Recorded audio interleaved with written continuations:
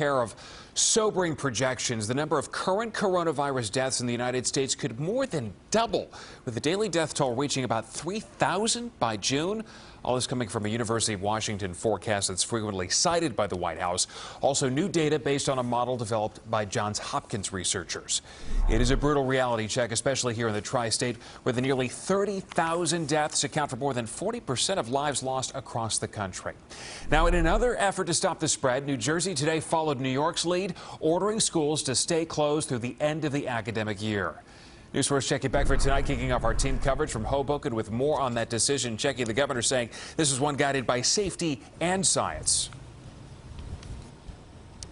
Well, Stephen, school playgrounds like this one will remain blocked off through June.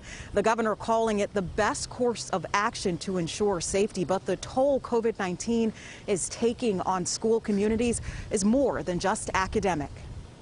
Described as a gentle giant, Dr. Gerald Glisson was a beloved Patterson principal. He pushed me to be so much more than what I was before. He made me strive for bigger goals. Just 46, Glisson died Sunday. School officials say he battled COVID-19. Superintendent Eileen Schaefer says Glisson lived for his family and his students. He started using restorative practices for students who had a conflict with one another.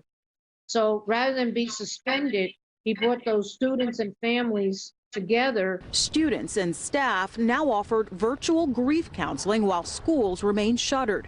Governor Phil Murphy announcing all New Jersey schools closed since March will stay closed the rest of the academic year because of COVID-19. But for us to ensure that we can undertake a responsible restart and recovery, this step was necessary. We found parents, for the most part, resigned to the news. I think a lot of us were expecting it, so we're not completely caught off guard, but at the same time, the reality is kind of sinking in. Susan Spanger says she and her husband schedule work into the evening and early morning hours so they can help their children with virtual learning during the day. I have a 10-year-old who's actually thriving through all this, but then I have a special needs child, so that's sort of an additional worry is I see that he's regressing.